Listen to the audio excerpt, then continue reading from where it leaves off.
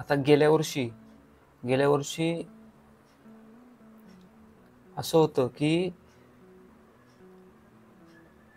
लोकांना वाटत होतं की वाढू दे, गरमी वाढली तर वाढू दे, आपण एसी लावू. परत एकदा ऐका, गेल्या वर्षी म्हणजे मागचा वर्षी हा असा होता की गरमी वाढते ना, वाढू दे, चल आपण एसी लावू, एसी. म्हणजे गरमी वाढली की एसी लावू आपण. पण ते एसी मधून आतली गरम हवा बाहेर जाते आणि आतलं वातावरण गार होतो. मग जो गरम हवा जी बाहेर जाते ती वातावरणात जाते सगळीकडं. एकाने एसी मधून गरम हवा येत होती. आता जो ऊन 50 डिग्री सेल्सिअस ऊन झालं होतं, म्हणजे खूप ऊन. एकाने कंप्लेंट केली एसी रिपेअरवाल्यांकडे. एसी रिपेअरवाल्यांकडे कंप्लेंट केली, काय तुमची एसी चालत नाही, काय त्यातनं गार हवा येत नाही, सर्व्हिसिंग तुम्ही दर दर दर दर महिन्याला करताय, पण एसी इथनं काय गार हवा येतच नाही, गरम हवा येते.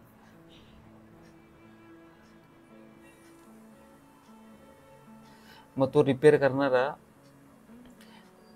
करणारा 2-3 वेळा रिपेअर करून गेला, तरी पण गरम हवाच येत होती. आणि जेव्हा त्याचा मेन मालक आला आणि चेक केलं, तेव्हा त्या एसी मध्ये काहीच फॉल्ट नव्हता. एसी मधून गरम हवा तापमान वाढल्यामुळे येत होता, जो आता 50 डिग्री सेल्सिअस ऊन झाला होता.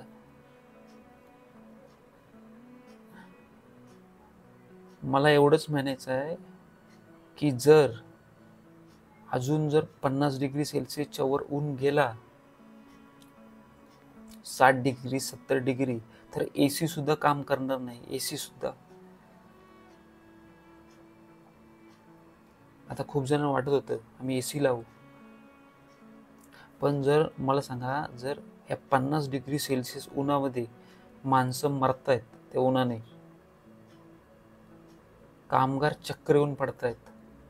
आता बिहारमध्ये जी गोष्ट झाली होती, 25 पेक्षा जास्त मुलं बेशुद्ध पडली.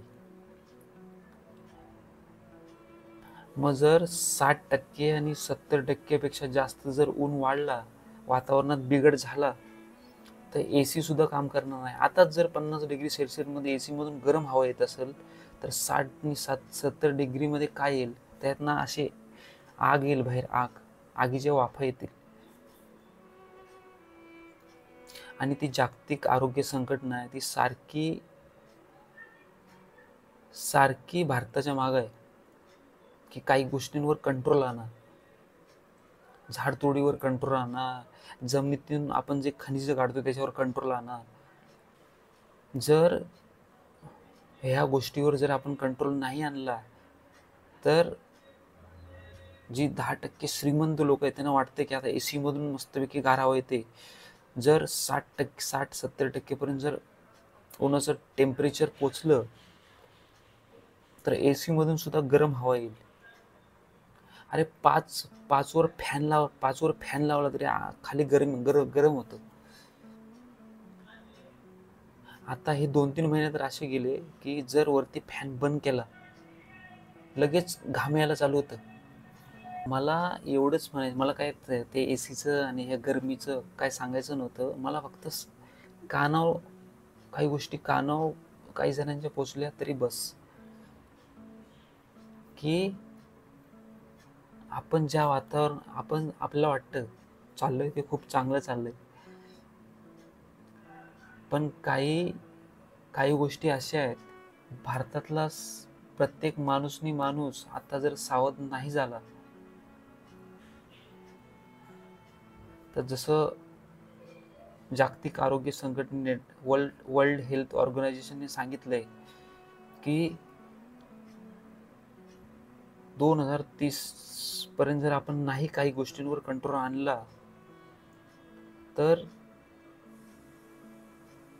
एसी मधून जरी एसी आपण वापरली तर त्याच्यातून गरम हवा तर येतेच, 50-55 डिग्री सेल्सिअस झाल्यावर पण 60% 65% पर्यंत गेलं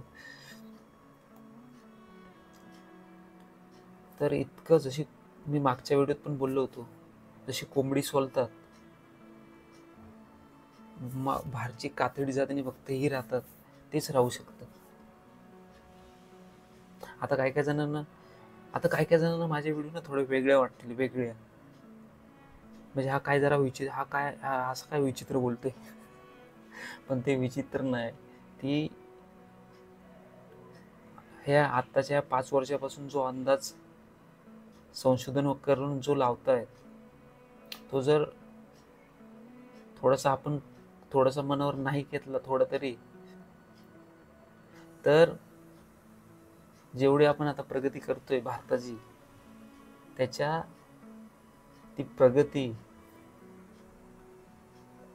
प्रगतीचा नायनाट व्हायला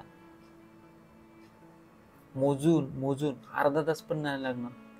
अर्धा तास पण लागणार नाही. कारण जेव्हा निसर्ग जेव्हा बिघडतो, तेव्हा बिल्डिंग ही 20 मजल्याची असू दे, 30 मजल्याची असू दे, पडायला फक्त 5 मिनिटं लागतात. 5 मिनिटं. बिल्डिंग आपण 20 मजली बांधली, 30 मजली बांधली, झाडांचा सगळा नायनाट केला, तोडून बिल्डिंगला लागणारे जे लाकडं बिकड पुरवतो, तोडून सगळ्यांचा नायनाट करून टाकला.